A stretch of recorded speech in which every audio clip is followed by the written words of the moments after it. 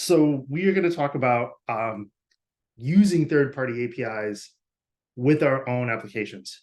You guys use a third-party API with the Rick and Morty API in the React week, where you wrote a React program, right? A front-end app, something running in the browser, this JavaScript application, and it interacted with the Rick and Morty API to get back data. And what we've been learning this week is how to write our own API with Django, where we have the data in Postgres and we're writing the different endpoints, the different routes that we can interact with our React app. And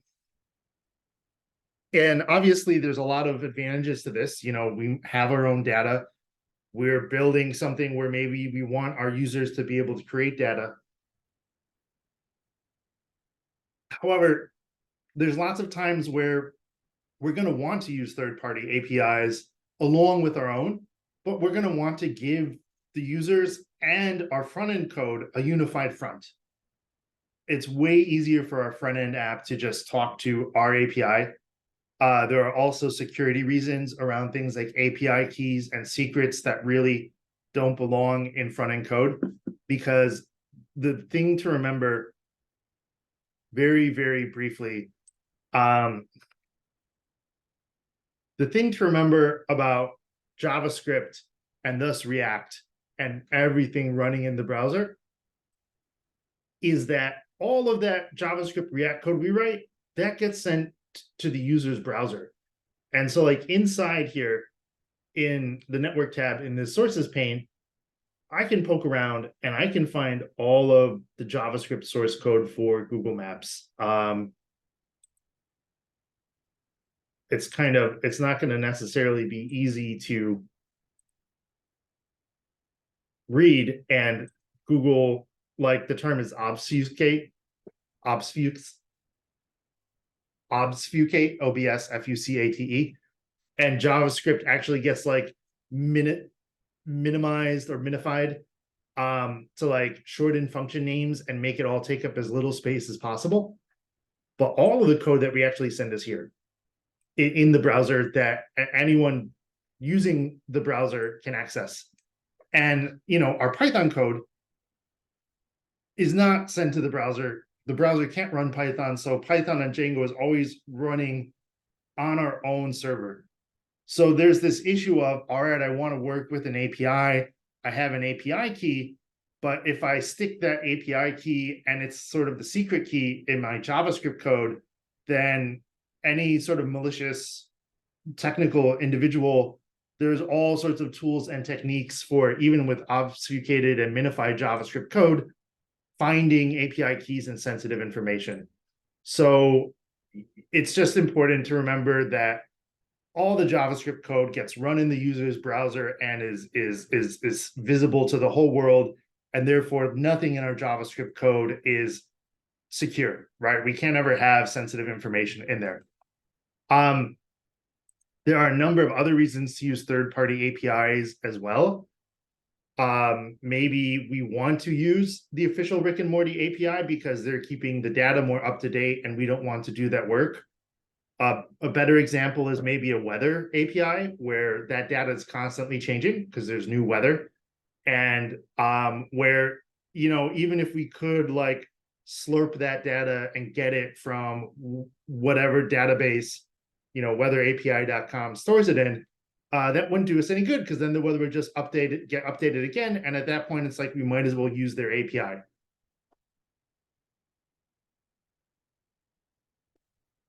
So there's a lot of good reasons why we might want to write our own Django application and full stack application and have our server side code, our Django app, interact with a third-party API and grab that data and then send it to our client, to our React program, and have a unified front. And so you can see we've kind of like mapped out a simple example of this, where maybe we want to get some information about, like, just say some other database that has a picture of a lamp, which is what we're going to see a bit with the Noun project, in fact. And so we might write our own API endpoint that our React app can use, just like we have been with like students/ID. We might write like an images/lamp endpoint, but then what our Django code does is it doesn't use a Django model to talk to our database because we don't have that image of the lamp in our database. What our Django program does is make another HTTP request to a third-party API, to their server.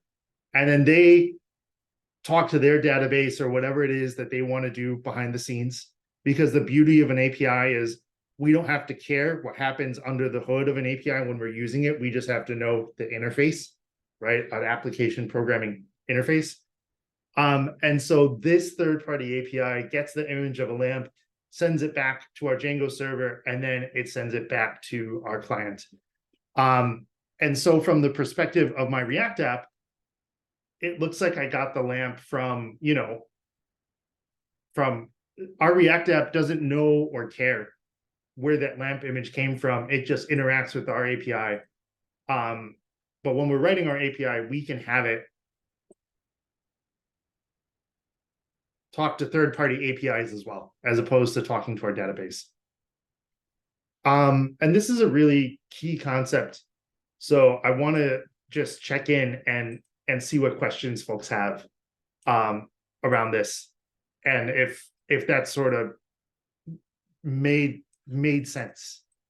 First of all, that always helps if it actually made sense.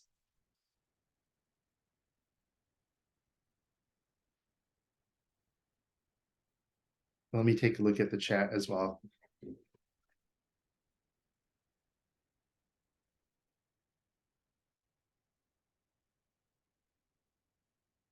Cool. So, in theory, our Django, like my React program, could hit my own endpoint /images/lamp.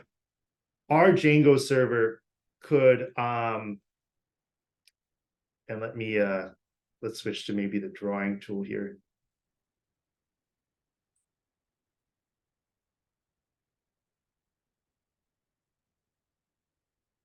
Our Django server could, our Django server could be talking to, lamp-api.net or the noun project. And then the noun project server, for all we know, could be talking to some other API. It doesn't, I mean, they almost definitely have it stored in a database somewhere.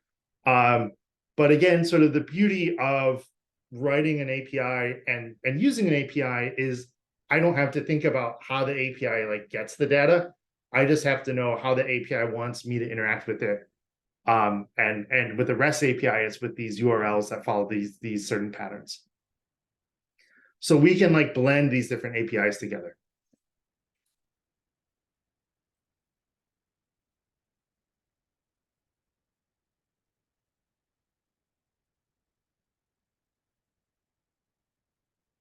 So that's sort of a bit of the story of like how third-party APIs gets used. And that's what we're going to build in a little bit. There are some common concerns with third-party APIs. Authentication, signing up for an account, seeing the rules of how this API can or cannot be used. And we'll check all of that out. And we also are going to need a nice way to make HTTP requests from our Django code from Python, right? And Django does have, well, really Python has some built-in stuff, and Django probably does too for making HTTP requests. But there is also, Python has an excellent library called requests. And if I just search for it, this is actually where we're going, but I'll show it on PyPy too, which is where you can search for Python projects. And it kind of gives us the basic overview of the project, and there's a link to their homepage. And this is a pretty great library, and this is what we'll be installing and using. And everyone can see my screen says requests HTTP for humans, correct? Awesome. Let me share this link in the chat. Don't worry too much about looking at it now, as we'll be digging into it. But whenever you're using a new library for the first time, it's always a good idea to give it a quick read through. And usually it's the installation and the quick start that we're interested in. Because sometimes with installation, there might be an extra step that adds complications that's important to know. And here it's really straightforward. We install it with pip and then we're good to go. And that's really about it. And it's really easy to import. And we'll see that in a bit. And we can see here, like, hey, I can make a GET request and I can pass it the URL that I want. And this looks pretty similar to Axios, though it's not quite the same. What I can also do is, as a named argument, I can pass authentication information. In this case, this is an example of a username and password. With the noun project, we'll actually use an API key and secret key. And just like with Axios, this Python request library sends back a response, which is what this other R stands for here. And we can look at the HTTP response. We can look at the status code, 200 meaning success. We can look at all the different response headers in a dictionary.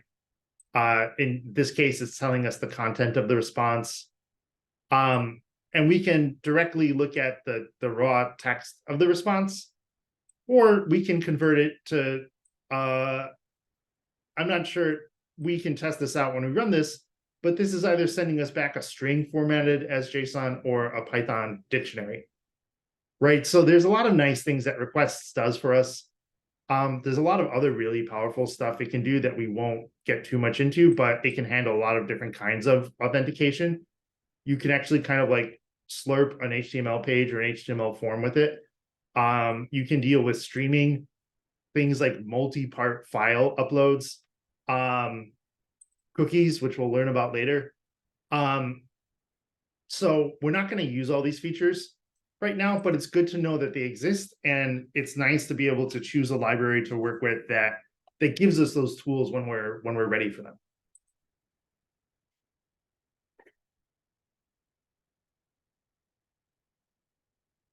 So that's just really sort of the overview of what we're going to do today. And a next step really is we're going to start writing some code and adding on to our Django Pokemon application. Well, actually, I want to show people the Noun Project API a little bit. But before that, I just want to see if folks have any questions.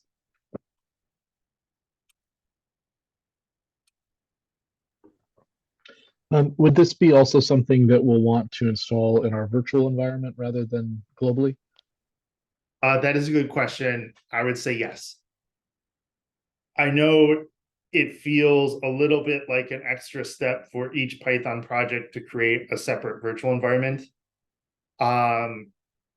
It's a good habit because generally speaking, using one virtual environment per project avoids complication or confusion. What I've been doing is I've been going back and I've been deleting the .env files from previous days just to clear up a little more disk space on my machine. Because once I have a requirements txt file, I don't need the dependencies installed in that .env directory with the virtual environment. And it's 2 commands to create a virtual environment. Well, 3 commands to create a virtual environment, activate it, and do pip install -r requirements txt. In general, really, if it's a dependency of the project, you want it tracked within the project. In theory, you could use one virtual environment for pretty much all of our stuff in class, since we're using pretty much the same dependencies. But again, just to sort of get in the habit of best practices and also avoid that one time where if I'm using a virtual environment across multiple projects and there's some sort of difference, that's a really easy thing to lose track of and lose like an hour or 2 of your life tracking down. Yeah, it's a great question. What other questions do people have?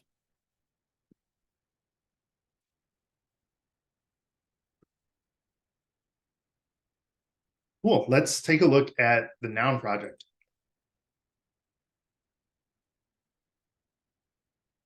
So this is a fun API.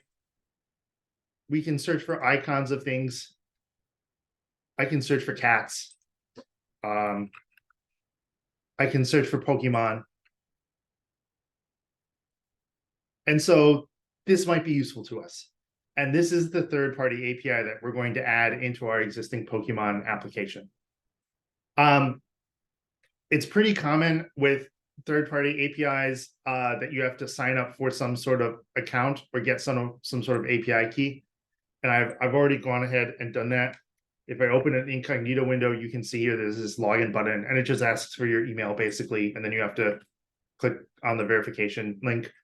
And now when I go here to API, there's this get started button. And just like when you're using a new library, that 10 minutes of looking at the install steps and the quick start, and maybe like, like if I'm looking at Django for the first time, looking at like the doc page on like models, I'm going to get a whole lot of value out of that like 15 minutes of my life.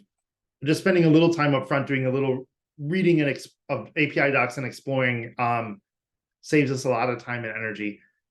And you sort of create apps here the way they have it set it up, and you can have different API keys associated with apps. I made one for Victor. You could make another one here if you wanted to. And then this shows us how many API calls we've made. And this points to a big reason why many APIs require some sort of account and key and authentication, which is, again, if I was like a malicious technical individual, I could sign up, or I could use an API and I could send like 1,000, or, if I wanted to, like 10,000 requests a minute for like 8 hours, right? And at that point, probably totally overwhelm and crash their server, which is what's called, you all have probably heard like or seen DDoS attack, or distributed denial of service attack, which again just illustrates anything on the internet is exposed to like the whole world. So there are all these assumptions we have to make that if someone can do something malicious on purpose or by mistake, right? If I'm learning to use Python and I write a Python program that is in a while loop and it's hitting the noun API and I forget to like stop my Python program or something, if it's on the internet, if something bad can be done to it, it will happen. I would say the corollary of that is if it's on the internet and no one knows it's there and there's no important data there, like just to use an example, like maybe like a portfolio project, the chances of something bad happening are low and the consequences are low. And so, the need for the same level of security as Amazon.com is not there, which isn't to say that we shouldn't be aware and follow some good practices, both for best practice and both because, someone might want to, if someone can like get access to my little server on the internet and use it as part of a botnet, that's not great. But, I don't want people to get too freaked out, especially for learning and portfolio projects. Because again, a lot of the reality is, the popular well-known sites are big targets, and if we don't have any critical data in our database, if something happens to it, it's not the end of the world. So I've made this API account. I've made this app. I have a key and a secret key, and I really shouldn't be showing this on video, right? Because this is going up on YouTube. But they also have this great regenerate secret button. So I can just regenerate this key. But that's something to start thinking about as well, now that we're working with third-party APIs and best practices. Like similarly, I would never want to check this in Git or version control, especially on a public Git repo, but even on a private one, that becomes a security risk. That repo could become public at some point. People are cloning that code. If we are a big company, if you're working for Visa, and we're working on, say, something for their web app, there's also questions of internal trust, right, with big software teams. But point being, we never want to check secret keys into version control or have them be in public places, But again, because I can just regenerate this one all the time for learning purposes, this is totally fine. And you know, if I was building something I really cared about with this API, after this lesson, I would just regenerate the key. So we've got a key that's sort of our public key that we can use. And then we have the secret, and this is, I'm not sure if they're actually doing full on like public private key encryption, but that's a common pattern where you've got like a key that's like one unique identifier, and then the secret that really needs to stay secure. And when the two match, that's what provides like the full authentication in short. It's always a good idea to take a quick look at the pricing and sort of terms of use of the API. Many APIs have like a free plan. They've got a limit up to 5,000 API calls a month. Acceptable use is actually important to see. There was actually a great question from a student about, hey, I have an idea for my personal project, but the data I want to get is behind an API with like a paywall.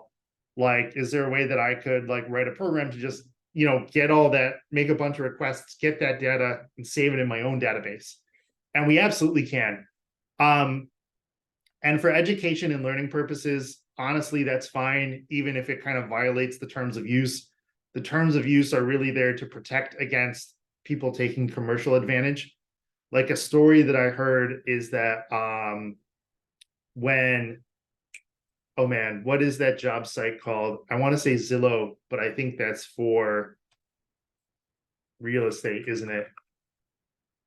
What are some of the, I need a little help here for a moment. What are some of the common job sites? I know there's Indeed's, ZipRecruiter.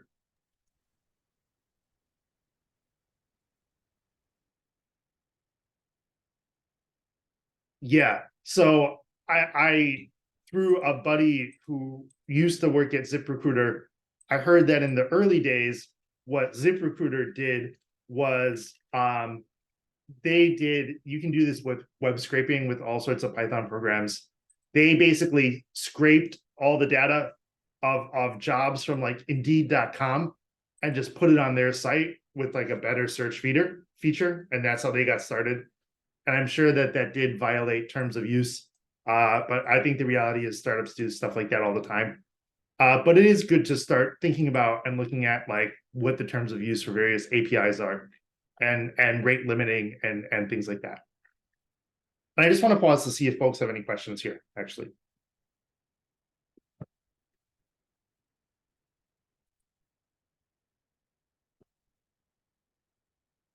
Are you going to do this with the Pokemon API, or are you just making a completely different project for the examples? Oh, I'm going to be building on the Django Pokemon app that we've been building. So we're going to add in a feature where we use the Nouns API to get icon image assets for Pokemon moves, or sorry, Pokemon types. And what I'm walking through now is very similar to like, we're working at a startup and they say, Adam, our Pokemon app is hot. You know, the product team thinks we need a new feature where for Pokemon types, we can show image assets. Where can we go and find this? Right. And this is a pretty common mid-level senior engineer task, is to basically evaluate, right, different APIs and choose one. And so I would play with the API, sign up for account. That's why they offer free accounts for APIs like this.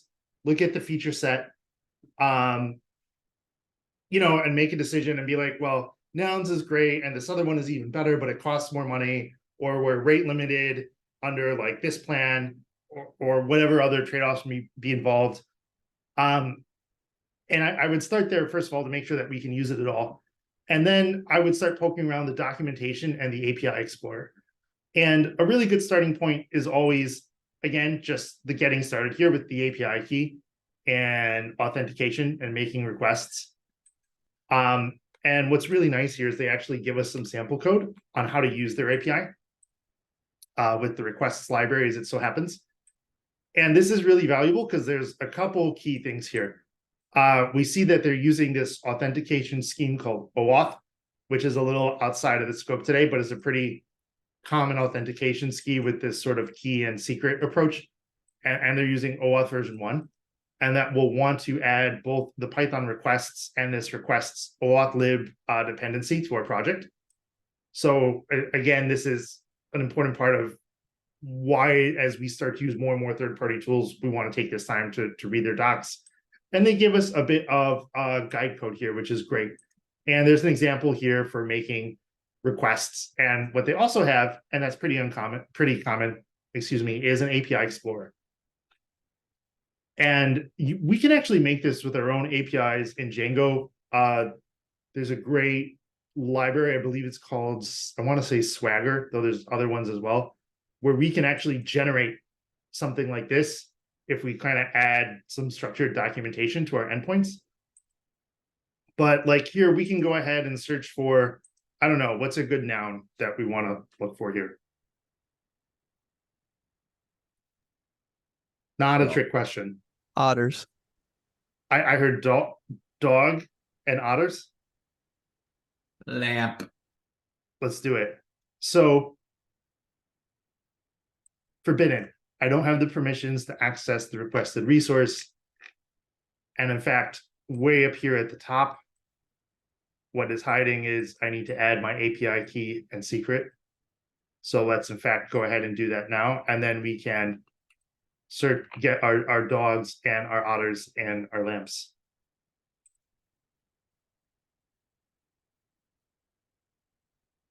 I will admit, I have not seen this approach with a lot of other APIs. Like often they just, once you log in, if you have an account, you're good to go. This feels a little janky, but they were probably like, it's fast to do and it works. So more power to them. So let's try our query again. A note, by the way, it tells us here the endpoint that we need to hit, right? And we can see all the parameters that we can pass. And we have here really nice descriptions and data types. And we get the full URL to interact with this API here as well. So let's try this out. So now we have a bunch of stuff and we can see what our JSON looks like as well. And if I was evaluating, for a company, whether to use this API, this is really valuable too, because this tells me how much work does it take to use this thing and what do we have to do. And I see that there's this array here of icons. And it looks like if I scroll down, there's all this stuff, creators and names and blah, blah, blah, blah, blah. And here's the good part. It looks like under thumbnail URL.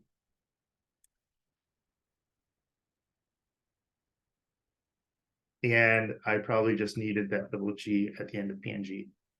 And we've got a dog. Or if we search for just, let's do otter as well. Because that's a good one. Because it's, I think, a little less common. And that's actually a good way to test out kind of, right, the range of this API.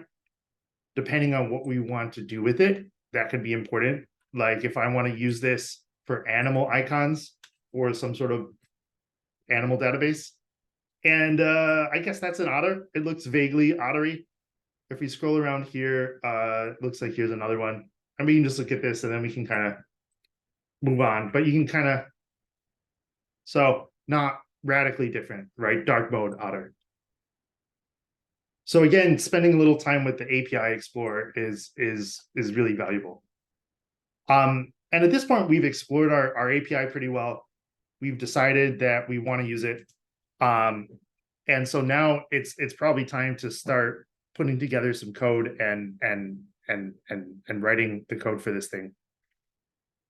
And let me go ahead and jump to VS Code and also make sure that I am not losing track of where I want to be here.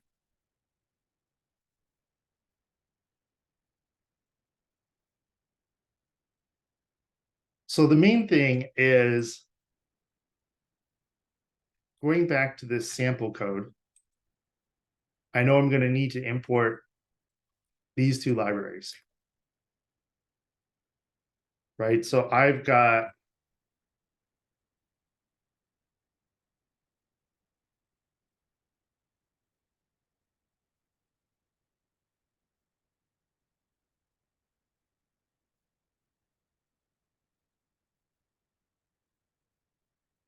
Oh, I see. I moved this around a bit. Apologies. Give me one moment here, folks. Let's go to where I want to be in here.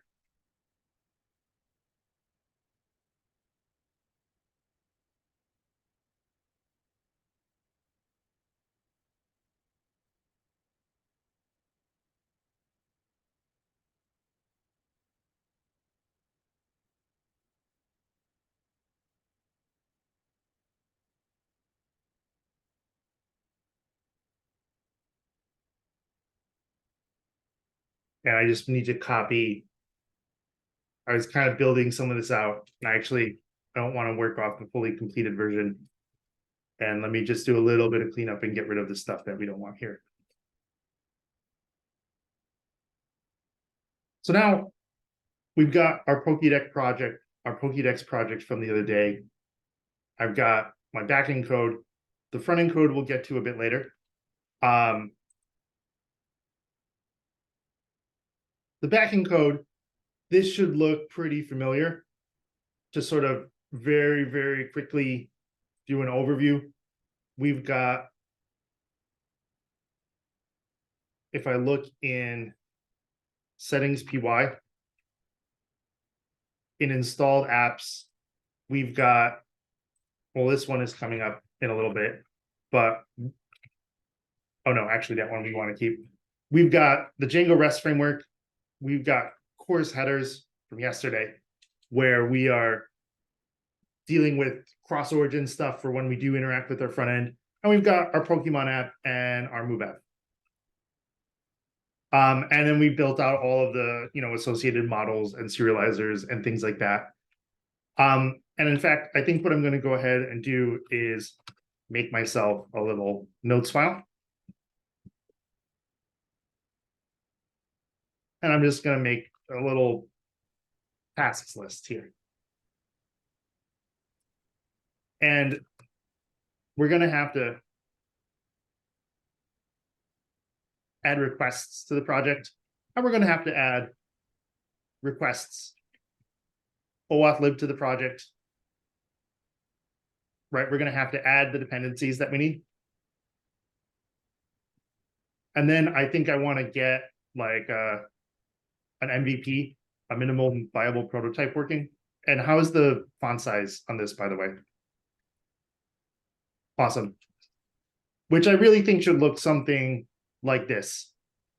Use requests with API key and secret to hit a noun project endpoint. And we'll just hard code the endpoint for now. Use a print statement to see that we are getting back data. Right, this is really like a prototype. More so, I just want to make sure I can successfully interact with the noun project API.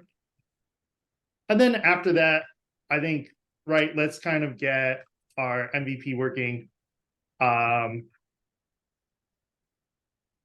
Expose an endpoint on our own API, where we probably want to write a new route, something like API/v1/noun. And we want this to be an our Django app and have the API view for it call the noun project API. And then what we'll see next is like protect the keys secret. And this is a little bit of a preview, but we're going to use what's called a .env file.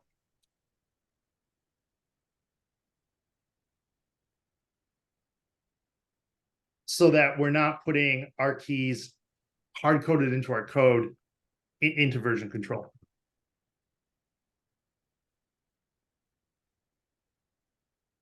And as I'm writing this along the way, I'm realizing I'm probably going to want to make a Django app name nouns or API or something, right? There's going to be some setup that happens along the way, but this is sort of my little implementation plan. So let's, I think what I'll do is I'll just split the screen and leave this off to the side here so we can kind of refer to it as we go. And actually, this is what I usually do when I'm working. And that will actually help me as well. And because I did copy this stuff over, I do have a virtual environment, which is great. So let's go ahead and activate it. Let's take a quick look at my requirements.txt, see what's in here, see what's not. It looks like for some reason the cores stuff didn't make it in, so I might add that later. At the moment, I'm not going to worry about that too much. Let's add these two requirements that we have, requests and requests underscore OAuth-lib. I'm going to do a very quick Google search for requests OAuth-lib with a Python project. Because again, if I'm using a dependency, I want to at least like glance at its repo. And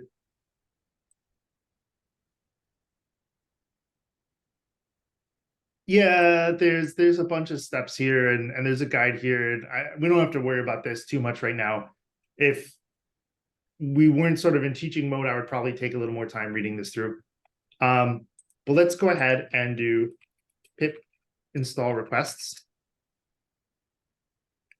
And I may have installed it previously when playing around with this, but it may not have made it into requirements.txt. And let's install requests OAuth-lib. And it looks like that one again may have been installed. Let's see what happens if I do pip freeze. And indeed, here is requests and requests OAuth-lib. And I will just pipe this into requirements.txt to overwrite whatever's in there and put this new version in with this stuff. So now I've got my two dependencies installed. And we don't actually have to update anything in settings PY, I believe, for these two. Like we don't have to add them to installed apps because they don't really hook into Django the way that, say, Django REST framework does. And now I do want to make a Django app to sort of hold all of this work in one spot. So I'm going to go ahead and create a new app. And now this, I do want to update my settings PY for. And let's go ahead and just put this right here.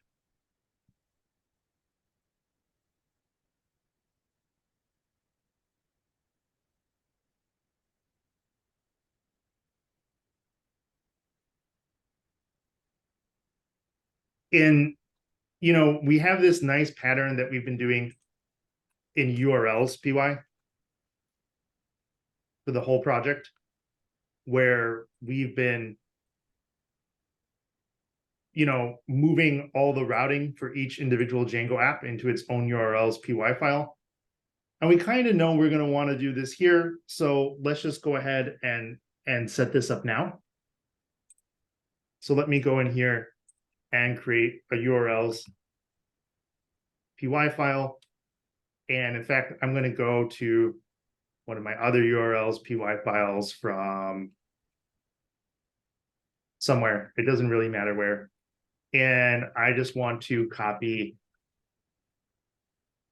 These are really the bits that matter, and just make sure that I'm following the right pattern here, which is URL patterns equals, and then my list of stuff.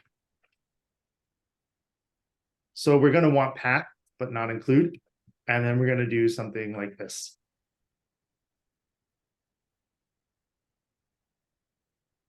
Right. And then it's, you know, API view goes here. And because this isn't real code yet, I'm going to leave that commented out because I don't want to have sort of working. I don't want to have code that I can't run. And now I can go ahead and update this And I think I do want to use noun because that's the useful word and it indicates what we're doing here.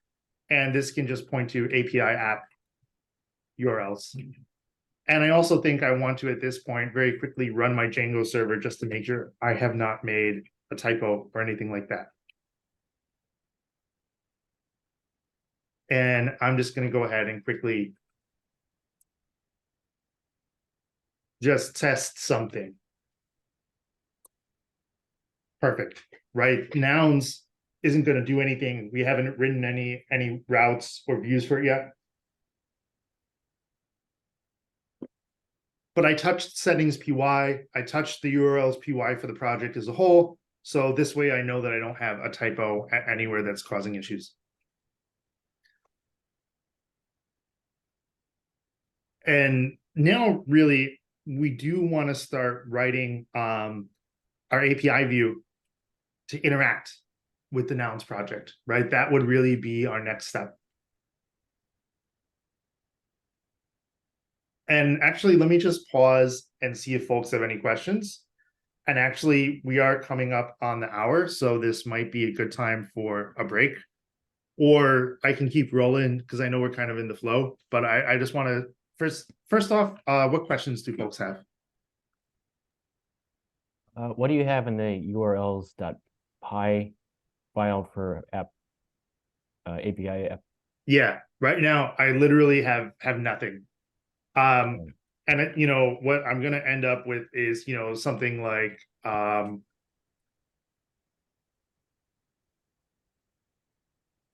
noun project, what is it, as view. But since we haven't written that yet, I just want to leave this commented out. And in fact, that's going to be our next step. Right, so if I'm kind of moving down my list here, we've added our dependencies. We've made the Django app, and now we're on this step right here where to do this, we actually have to write our API view. So that's going to be my next step, is to write like a simple prototype API view to talk to the noun project. Yeah, what other questions do people have or things that folks are curious about?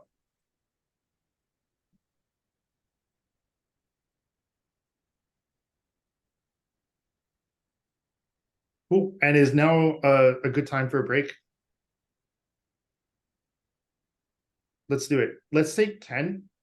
So let's come back at 5 after, and then we'll build the API view to interact with the noun project, and then we'll kind of dig a bit more into like handling the API keys and hooking up to a route and making it all work. So thank you, folks. Step away from the screen for a bit and see everyone in 10. And let me go ahead and just